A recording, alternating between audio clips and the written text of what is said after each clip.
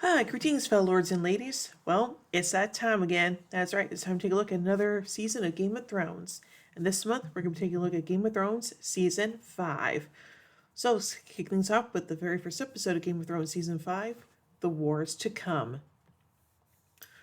So, in the prologue about 25 years ago in the Westerlands, a young Cersei Lannister and her wary tag-along Melara Heatherspoon are creeping through the woods of the Westerlands. Melara doesn't want to continue, but young Cersei eggs her on. They reach out within the woods, which belongs to a woods witch named Maggie. Unafraid, Cersei walks in first. Upon meeting this witch, Cersei demands to have her future read. Maggie's hesitant at first, but after Cersei threatens to have her eyes gouged out, the witch mirthfully relents. She says she will need a drop of Cersei's blood, so Cersei pricks her finger on a dagger. Maggie tastes her blood and offers the young girl 3 questions. Cersei's first question was if she will marry the prince. Maggie says she'll not marry the prince, though she'll marry the king and become queen. She asks if she and the king will have children, and Maggie tells her that the king will have 20 children, but she will have 3. Gold will be their crowns, and gold their burial shrouds, indicating that all 3 will predecease their mother. Finally, she tells Cersei that her reign will not last. She will be queen, but eventually a younger and more beautiful queen is fated to take her place, along with everything she holds dear. Ugh. Anyway, in King's Landing. In the present, Cersei arrives with great sept of Baelor to pay respect to her deceased father, Tywin. Once inside the sept, she chastises her brother Jaime for freeing their brother Tyrion and indirectly causing their father's death. At Tywin's wake, Cersei is approached by Lancel Lannister. He has become a devout member of the Sparrows, a religious cult, and asks Cersei's forgiveness for their adulterous relationship, as well as getting her husband Robert Baratheon obscenely drunk on the day he died. Cersei mocks Lancel, denies any knowledge of her husband's murder, and shrugs him off. While in bed together, Loras and the male prostitute Oliver contemplate a birthmark on Loras's thigh which looks a little like Dorne. Marjorie walks into them, complains about his lack of discretion and sends Oliver away. Loras returns that since his sexuality is an open secret anyway, there isn't much point in indiscretion. He also points out that as Tywin is dead, no one will force Cersei to marry him anymore. He points out how this will leave Cersei in King's Landing, free to harass Marjorie. Marjorie simply replies with, perhaps. Anyway, in Pentos, Tyrion arrives in Pentos with the aid of Varys, who lets him out of the crate he'd been hiding in for the entire journey. Varys tells Tyrion that he and Illyrio Malpatis had worked together in secret to restore House Targaryen to the rule of Westeros, but that their errors had left them in Pentos, unable to return to King's Landing. Tyrion has descended into bitterness and self-loathing, seemingly determined to drink himself to death, but Varys angrily snaps him out of his self-pity, telling Tyrion that he still has talents that may yet be of use, talents that he could use to see the right candidate on the Iron Throne. Varys says that Westeros is mired in chaos and on the brink of ruin. The Seven Kingdoms require a ruler, one stronger than Tommen yet gentler than Stannis, beloved by the people, able to appease the common folk and keep the nobility in line. When Tyrion retorts that such a man does not exist, Varys points out that he never said this ruler would be a man. Varys offers Tyrion the choice of either drinking himself to death in Pentos or travel with him to Meereen to meet and negotiate with Daenerys Targaryen. After a moment, Tyrion agrees. Anyway, in Meereen, the Unsullied topple a large golden harpy from the top of the Great Pyramid of Meereen to show the Meereenese people that they are under Targaryen rule now and their old traditions are gone. One of the Unsullied, White Rat, is seen walking into a brothel and pays a prostitute to lie with him and comfort him. While he lies in bed, his throat is slashed by a member of the Sons of the Harpy, a resistance group operating in Meereen. Upon being presented with a murderous mask left at the scene, Daenerys orders Grey Worm to find those responsible and for the murdered soldier to be buried in the Temple of the Graces as a statement. Histars Zolorag and Dara Naharis return to Meereen and declare that their mission to young Kai has been successful, and that the Wise Masters will turn over power to a council of former slaves and former slave owners. In exchange, the Wise Masters have asked that Daenerys consent to the reopening of the fighting pits, an arena where slaves used to fight to the death.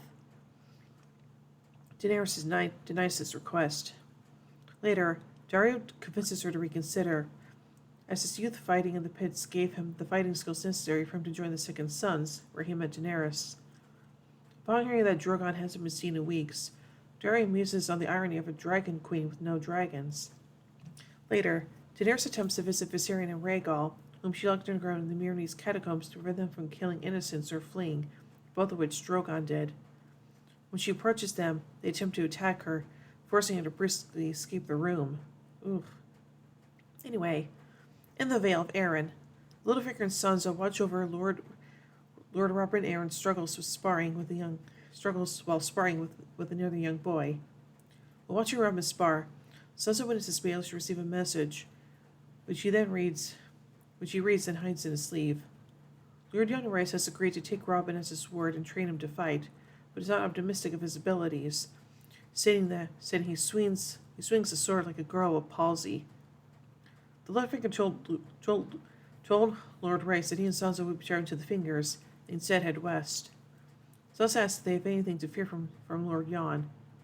Littlefinger explains that he doesn't trust the retainers and soldiers who saw them, and is taking Sansa somewhere the Lannisters will never find her. Podrick Payne attempts to plan the next move for himself and Brienne of Tarth, but Brienne tells him that she doesn't want anyone following her. He reminds her of the oath she swore to Jaime to find the Stark girls, but he says that Arya did not want her protection. Brienne also points out that Pod was not safe at King's Landing, and now they are far away from the capital. He is safe and can go their separate ways. Littlefinger and Sansa's carriage passes them, Brienne unaware of how close their goal is. Anyway, finally, at the Wall, Jon Snow's attempts at training Ollie are interrupted by Melisandre, who has been sent to fetch Jon for an audience with Stannis. On the ride to the top of the Wall, Jon is discomfited by Melisandre's presence and asks questions. Stannis explains that he intends to retake the north from Lord Roose Bolton, but needs an army, and desires the free folk to fight for him. He wants Jon to convince Mance the Raider to bend the knee and have the wildlings fight for him. In exchange, he would set them free and give them their own land within Westeros. Jon relays his message to Mance, but he refuses to bend the knee. To do so would be to show unforgivable weakness in the eyes of his people. Because he will not fight for Stannis, his punishment is death by being burned alive. On the night of his execution, Mance stands before Stannis, and although he cannot bend the knee, he offers him luck in the wars to come. Mance is led to the stake. Melisandre lights the pyre, and Mance slowly begins to feel the agonizing pain of the fire. Unable to watch him suffer any longer, Jon turns and storms off. Others turn away from the scene as well, including Gilly and Shireen. Just as Mance begins to give in and starts screaming, an arrow pierces his chest. It's shot by Jon, giving the man he respected an easier death. Mance dies before he feels the agony of the flames. Oh boy. Alright, so let's take a look at some behind-the-scenes notes from this episode. Arya Stark, House Bolton, and House Martell do not appear in this episode. The producers and actors have confirmed that Bran Stark and his associate characters, Hodor and Mira Reed, will not be appearing at any point in Season 5. Their storyline caught up with its current point of the books, and it was at a very sensible stopping point, so they decided to simply give it a year off to return in Season 6. Bran will be training off-screen with the Red Raven to hone his powers. House Greyjoy and his subplot from the novels have not reappeared, that is, focusing not on Theon/Reek, but on Balon, Yara, and the Ironborn as a political faction. The producers have intimated that they had a choice between focusing on subplots from the fourth novel from either the Martells or the Greyjoys, but did not have enough screen time to fit in both, resulting in the Greyjoys subplot being significantly condensed, and indeed pushed back entirely to Season 6. The episode title refers to Mance's words to Stannis, "I wish you good fortune in the wars to come," and to Varys words to Tyrion, "I believe men of talent have a part to play in the war to come." This episode marks the return of the Eyrie and Pentos to the title sequence. Neither location had appeared since in the sequence since Season 1, though the area was a major location in Season 4. The Eyrie, however, doesn't appear in the actual episode. Scenes in the Vale take place at Runestone. Additionally, a third version of Winterfell appears in the title sequence, no longer smoldering but now bearing the sigil of House Bolton. As the Cameron title sequence swings around from Pentos to Slaver's Bay, several locations in the Summer Sea are visible, including the Summer Islands south of Dorne, Nath, the Basilisk Isles, and the third continent, Sothorios. I'm sorry if I mispronounced that. The young Cersei flashback in the prologue to season 5 at the beginning of this episode marks the first time that the TV series has ever used a flashback. The novel makes extensive use of flashbacks, or rather, characters within their own POV chapters will recall events that happened earlier through vivid narration. The narrative itself doesn't shift an entire chapter past events. The on-screen pilot included several flashbacks, but the showrunners were left with a very negative impression from the experience, feeling that the use of flashbacks was too confusing for audiences already trying to keep track of several dozen characters in the present. Young Cersei is played by Noah Williams, who worked very hard to copy Lena Headey's mannerisms in order to portray a younger version of the same character. As Williams explained to MTV.com, she had never seen the TV series before due to her age, and after arriving for filming tried to start reading the novels, but quickly abandoned it. Given their length, it was drastically disproportionate to the specific and short scenes she needed to play. Instead, she focused on closely studying all of Lena Headey's previous scenes in the past 4 seasons of the TV series. As Williams said, quote, "I got the accent quite quickly, but what was difficult was finding out what made her. She's obviously very nasty, extremely nasty. Because I was playing her when she was younger, she can always be horrible. She could be a bit stuck up when she's younger, but I think the importance of this scene is making sure the audience knows how she became the person she is, and that was really interesting to do. So I just had to find out as much as I possibly could about her," end quote. Williams also explained that even though her scene was only a little over 4 minutes long, it took about 2 weeks of on and off filming to produce. Filming on Game of Thrones is more like filming a movie, with hours of extensive preparation to arrange the set, position the lighting, etc. So they actually filmed a minute or so at a time each day, filmed multiple takes of the same minute. The opening prologue sequence takes place when Cersei is a young teenager, which based on her current age in the TV series puts it about 25 years ago, before Robert's Rebellion. Therefore, when Cersei says that she was promised to marry the prince, she was referring to Crown Prince Rhaegar Targaryen, then current heir to the Iron Throne, and Daenerys' older brother, though she was born only a few months after Rhaegar later died. Cersei's father Tywin had been hand to the king for nearly 20 years at the time of the flashback, and hoped that his only daughter would marry the heir to the throne. However, in his growing paranoia, the Mad King snubbed him. Instead, as Oberyn Martell summarized in the season 4 premiere Two Swords, Rhaegar married Elia Martell, with whom he had 2 small children. Rhaegar later made off with Lyanna Stark, and her Stark sister, even though she was betrothed to Eddard's friend Robert Baratheon. This sparked Robert's Rebellion, by the end of which the Mad King, Rhaegar, Elia, and her children were dead, along with Lyanna. With Rhaegar dead and Robert king, Tywin made Cersei marry Robert to secure political alliance with the new ruler, ensuring that there would be a Lannister queen in the Red Keep. Cersei identified Rhaegar by name, of course, leading to her initial confusion when told that she would now marry the prince but would marry the king. She assumed that meant Rhaegar succeeded his father, not future King Robert Baratheon. The prologue takes place about 5 years before Robert's rebellion began, and Cersei is roughly 15 or so in the flashback. The actress playing her 16 years old, but Cersei's age when she met Maggie isn't stated, so give or take a year or two. Jaime is her twin the same age, and Jaime was named to the Kingsguard at 17. The TV series has been inconsistent, and at other points said he was 16. Tywin's relationship with King Aerys soured when he sealed the marriage pact between Cersei and Rhaegar, and the last straw was when Jaime was appointed the Kingsguard, normally a great honor, robbing Tywin of his eldest son and heir, because Kingsguard foreswore any inheritance. Jaime was named to Kingsguard at 17. Tywin resigned his position as hand in disgust. Robert's rebellion began a little over a year after that, and ended when Cersei and Jaime were both 19 years old. In Season 1, the TV series invented the detail that Cersei actually did have a son by Robert before Joffrey was born, but that he died in infancy, back in the early stages of their marriage when she was willing to at least give their relationship a chance. In the novels, Cersei actually avoided ever getting pregnant by Robert, to the point that the one time she did, she secretly had an abortion. The prophecy that she would have no children by Robert therefore doesn't seem to take this into account. There have been subsequent points in the TV series when Cersei also described Joffrey as her eldest son. However, infant mortality is high in the medieval society of Westeros, and even the novels, it is unusual for people to simply not include babies who died in the cradle in the count of children that they have had. Writer Brian Cogman was asked directly about this and confirmed that Cersei's black-haired son with Robert simply isn't included in her official count of children because he died in the cradle. Maggie, quote, Maggie's just speaking of the 3 official kids who lived and were known, etc. The black-haired baby was kept quiet, end quote. In the novels, Maggie the Witch actually said that Robert would have 16 bastards, though not all have been identified and it isn't clear how many are still alive. The TV series apparently just rounded up to 20 or so bastards. Even Varys, through a spy network, only claimed to know of 8. Varys is the only one who was reported to be killed in the massacre of King's Landing after Joffrey was crowned, but Cersei, not Joffrey, ordered in the books.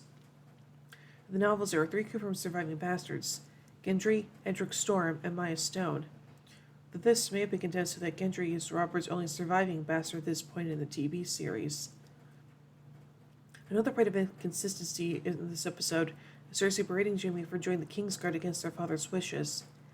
According to Robert's rebellion, Jaime Lannister, and the novels, Tywin was indeed furious when it happened, to the point that he resigned from his office as Hand of the King. But it was Cersei who manipulated Jaime to join the Kingsguard so the 2 of them could be together. Then again, typically to a sociopath person. Cersei does have a tendency to forget her own faults and throw blame around at everyone else.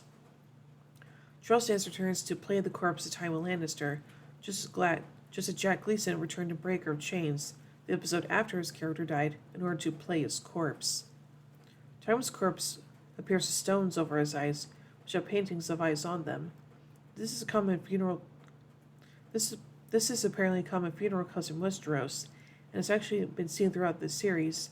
Indeed, Jon Arryn's funeral in the very first episode, Winter is Coming. That was also the very first scene that Jaime and Cersei appeared in several ways it mirrors the scene in this episode. Both scenes involve Jaime and Cersei in King's Landing, observing a corpse as it lies in a state at a funeral, while discussing their father.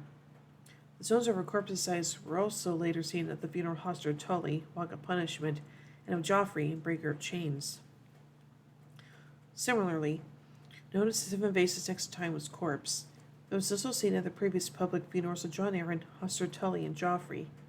From Pycelle's remarks at Tywin's funeral in the book version, it is common practice in southern Westeros, at least among the great noble families that can afford the process, to embalm bodies during funeral rites, a process which includes removing several of the major organs and storing them in vases buried alongside the body, organs which would make the rest of the body rot more quickly if they were left in. The removal is somewhat akin to Egyptian mummification practices. Specific details of funeral rites, however, even in 2 regions that both follow the faith of the 7, can vary from one family to the next, i.e. the Tullys use the red-eye stones in organ removal, only to burn the corpse on funeral pyres set adrift in the Trident River. Like when Joffrey's corpse is laid to rest in the Great Sept, Tywin's body is also laid so that his head is pointing toward the large statue of the Stranger, an aspect of the 7-in-1 god that represents death. The vases containing his removed organs are also put on the same side of the table, facing the Stranger. Loras Tyrell struggles to find something nice to say about Tywin at his funeral, only able to say that he was a force to be reckoned with and formidable, but recycling back saying he was a force to be reckoned with. Instead of other virtues such as wise, honorable, kind, just, etc. This is similar to a slightly different moment from the books. When Joffrey died, the only positive thing that the Kingsguard Eris Oakheart could find to say about him was that he was above average height for a boy his age. Kevin Lannister and his son Lancel return in this episode, who first appeared in Season 1 but have not been seen since near the end of Season 2 with the episode Blackwater. Lancel's absence is explainable, as in the books, the arrow he took at the Battle of the Blackwater developed a life-threatening infection. He spent all the time between then and Tywin's death half alive and sickbed, only really regaining the ability to walk on his own power by Tywin's funeral, or in the novels he was briefly carried out at Joffrey's wedding. This near-death experience caused Lancel to believe that the 7 must have spared him for a reason, to atone for his earlier sins. Kevin, however, apparently did not appear in Seasons 3 and 4 because the actor was unavailable, though he was present at all of Tywin's councils and the corresponding sections of the novels. Cersei remarks in dialogue to Lancel that his wounds from the Blackwater seem to have fully healed, acknowledging that this is why he has been absent since Season 2 ended. This is actually the first time Lancel and his father Kevin have ever been in the same scene together. Lancel was at King's Landing in Seasons 1 and 2, but Kevin only arrived there in Season 2, in the season finale, after Lancel was wounded and did not reappear because injuries were being tended to, after which neither character appeared for 2 seasons. Actor Eugene Simon, who played Lancel, explained that the scene was slightly tweaked in the editing room to emphasize that Kevin doesn't approve of what Lancel is doing. As they filmed it, Lancel walks up to Cersei, offers his sympathies, leaves, and then Kevin walks up to Cersei and says he apologizes for his son's appearance. In editing, they change other shots, so Lancel is shown walking away after Kevin says this, to convey that he says it to Lancel's face, that he was off camera. As Simon said, quote, "They swapped it around to show Lancel's relationship with his father is one of disappointment and rejection," end quote. Lancel describes his prior sexual encounters with Cersei as unnatural. Similarly, in Season 2's episode The Ghost of Harrenhal, Tyrion mocked Lancel by pondering if Jaime would kill him for having sex with Cersei, or if he would sympathize with him due to having similar unnatural urges. Sex between first cousins, however, actually is not considered incest in the Seven Kingdoms. Tywin himself married his first cousin, Joanna Lannister, and it's fairly common among the nobility. The comment about Cersei's unnatural relationships could be alternately interpreted in the sense that they were adultery, given that she was a married woman, though this probably wasn't the writer's intent. Lancel's claim that he tempted Cersei and led her into darkness is ridiculous. Cersei is the one who tempted and corrupted him, not the other way around. She doesn't deny that when Kevin blames her. As for Rupert's death, Lancel is to blame for his part, but Cersei is much more responsible, for the whole idea was hers, and Lancel was her henchman. In the novels, the religious protest movement known as the Sparrows that Lancel joined were gradually introduced in the preceding books, not necessarily called the Sparrows, but precursors such as mounting widespread anger and disgust at the suffering of the commoners caused by the war the Lannisters started. Much of Iron Brand's storylines involved their wanderings through the Riverlands, witnessing the vast devastation inflicted upon the region, but most of these were omitted for a time in the TV series. More discontent was also seen among the poor masses of King's Landing, though at least part of that which was shown, such as in Season 2's episode The Ghost of Harrenhal, when Tyrion and Bronn see a street preacher declaring to an angry mob that Joffrey is a king, a product of incest, and the High Lords have forgotten the gods. This also culminated later during Season 2 in the riots of King's Landing. These subplots, however, were condensed for the TV series. The Sparrows suddenly appear now. Kevin, however, offers explanation that the Sparrows were active in the countryside for some time, just off-screen, and that they simply haven't been seen at King's Landing before this point because they were wary of directly confronting Tywin. Ever since Jorah Mormont died in Season 3's episode And Now His Watch Is Ended, the office of Lord Commander of the Night's Watch has been vacant. Someone returned to Castle Black in the Season 3 finale and informed the garrison of Mormont's death, so starting in the Season 4 premiere, Sir Alistair Thorne has been serving as acting Lord Commander. It was mentioned, however, back in Season 4 episode Oathkeeper, that a formal election for a new Lord Commander, known as the Choosing, would need to be held as soon as the immediate danger from Mance Rayder's Wildling horde had passed. Stannis says that the Wildlings will fight for him. He'll let them settle south of the Wall and be citizens of the realm. In the novels, the Seven Kingdoms are not a modern nation-state, and people in it are not described as citizens, but more often as subjects. While the episode did not specifically state in many words, Mance Rayder was not simply executed for being the leader of the Wildlings, but because he deserted from the Night's Watch many years ago, and the penalty for desertion from the Watch is death. Gilly reminds Samuel of this during their scene in the courtyard, and recalled that the first episode of the TV series Winter is Coming began with Eddard Stark executing a deserter from the Night's Watch. This is why the Night's Watch doesn't simply attempt to outright prevent Stannis from killing Mance, and indeed, some Night's Watch officers openly wanted to execute Mance for his past desertion. Mance was a part of Wildling. As an infant, he was left orphaned when the Wildling raiding band he was with were killed fighting the Night's Watch, but the scouts took pity on him and brought him back to the Wall to raise as a black brother. He struggled with the dual identity as he grew up and chafed under the Watch's restrictions. eventually fled back to Alert to return to his own people. Gordon explained back in Season 2 that Mance was once a member of the Night's Watch, as did Mance himself in Season 3. In this episode, he just mentioned that Castle Black itself was his home for many years. That Mance would be executed at all is therefore not unusual, given that he famously deserted from the Night's Watch. From the manner of his execution by Stan Melisandre, being burned alive at the stake to honor Lord of Light, is considered very unusual and horrific in Westeros. This episode marks the first time the names of Daenerys' dragons, Viserion and Rhaegal, have been stated on screen, while Drogon's name had only been spoken for the first time in the previous episode. Drogon is referred to again by name in this episode. Prior to Season 4, the dragons' names appeared nowhere in the TV continuity. The writers insisted in interviews that their names were the same as in the novels, which was difficult to work their names into casual conversation.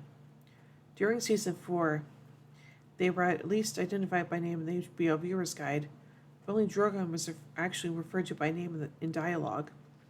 In the beginning of the second novel, soon after the dragons hatch, Daenerys specifically names all of them in honor of important men in her life. Rhaegal for Rhaegar, her older brother who died before she was born, the last great champion of House Targaryen, and Viserion for her brother Varys. Daenerys knew that Viserys was weak and cruel in life, but also alone and afraid in exile, and he was still her brother, so she hoped that the dragon she named after him would have the success he could not in life. Daenerys explained after whom she named Drogon, but it's obvious her late husband, Khal Drogo. The extra details about his backstory that Dara Naharis gives were invented for the TV show. All that is said about his background in the novel is that he is a mercenary from the free city of Tyrosh. In the TV series, Dara explains that his mother was a whore who sold him to a slaver at age 12, who sold him to the fighting pits in Tolos, but he was a very good gladiator, rose to great fame, eventually earned his freedom and then became a mercenary. There's something that Darius is from Tolos, originally ethnically, just they lived there for many years. Similarly, Daenerys lived in Pentos for a time, but it wasn't her ultimate origin. Notably, Darius' prostitute mother grew to drink a lot of pear brandy. He doesn't mention Tyrosh by name in this scene, but Tyrosh is actually famous for his local pear brandy. This indicating that as a child, with his mother, he was originally from Tyrosh. This is the first time that the free city of Norvos has been mentioned in TV series, or rather, other than briefly in the histories and lore of Blu-ray animated featurettes. Darius says he was trained to fight like a Dothraki screamer, a Norvoshi priest, and a Westerosi knight. Norvos is ruled by an order of warrior priests who specialize in fighting with axes. This is the first time that Tolos has been mentioned in TV series. It's one of the 3 surviving cities on the fringes of the Valerian Peninsula, located between the free cities and Slaver's Bay. 3 great cities, Astapor, Yunkai, Marine, are considered the heart of Slaver's Bay and are located on its eastern shores. Tolos is located on the northwestern shore of the same bay. The Valerian Peninsula was devastated in the Doom of Valyria, and a few major cities in the area survived. Monterras, mentioned in the Season 4 finale, when the mountains became very isolated, a city of assassins and poisoners. Tolos and Illyria, now an island city, however, were both located on the coast of Slaver's Bay. They then came into something of an odd cultural position, as well more akin to the Valerians in their colonies in the free cities. They fell to an economic and cultural orbit of the main Cascari cities on the other side of Slaver's Bay, and came to be thought of more as more of an extension of that region. And the sex position seen between Loras, Tyrell, and Olivar, invented for the TV series, Olivar muses that a birthmark Loras has as her right thigh sort of looks like Dorne. The birthmark seen on screen is of course drawn on with makeup to look quite like Dorne. Sunspear is in the east, the Red Mountains are in the west, and Sandstone in the north. Olivar also said that he and Loras should go to Dorne, considering from experience that they would spend a lovely time together. This is an allusion to the first season when Olivar had sex with Prince Oberyn. Michael Silvas directed this episode, and it's also his first time working on the series. Silvas previously worked as a cinematographer on the TV series Breaking Bad. Notably, when Tyrion first arrives in Pentos, The camera switches to a first-person perspective, pointing out the air holes of his crate as if looking through Tyrion's eyes. The TV series has rarely, if ever, used a first-person camera perspective like this before, but it was a frequently used style in Breaking Bad. When this was pointed out to Silva's interview with Vulture.com, however, he said it hadn't occurred to him before, and that the script itself instructed him to film it this way. They achieved by simply putting a board with holes in it in front of a mobile camera, then walking around with it. Writers Banff and Weiss, however, have said that they are avid fans of Breaking Bad, so similarity may have been intentional on their part. According to the Blu-ray commentary, during the opening flashback, the way that Maggie the Witch first appears sitting down out of the shadows is a visual homage to how Colonel Kurtz first appeared in his lair in the film Apocalypse Now. The scene of Mance being burned wasn't CGI flames, but the old-fashioned camera trick of filming with a long lens and a fire bar filmed at an angle, had the fact that the actor isn't actually standing near the flames. When his corpse actually catches fire, the camera angle shifts, at which point they switch to just using a dummy set on fire. Brienne's rooted and impatient attitude toward Pod is somewhat similar to the manner of Sir Duncan Tall treated Egg. Before learning the latter's true identity, except that Brienne never threatens to hit Pod if he becomes sloppy, as Duncan often did. This perhaps a reference to the fan theory that Brienne is Duncan's descendant. Interesting. So overall, I think this episode is pretty darn good, and just like most season premieres, it definitely sets up things that are going to happen in later episodes and stuff, so yeah. So overall, I give The Wars to Come 4 Iron Thrones out of 5. Anyway, and tune in tomorrow as we take a look at the next episode, which is The House of Black and White. So, until then, remember... I give this episode... I give 4 Thrones 5. So, anyway, until next time, remember everyone, winter is coming.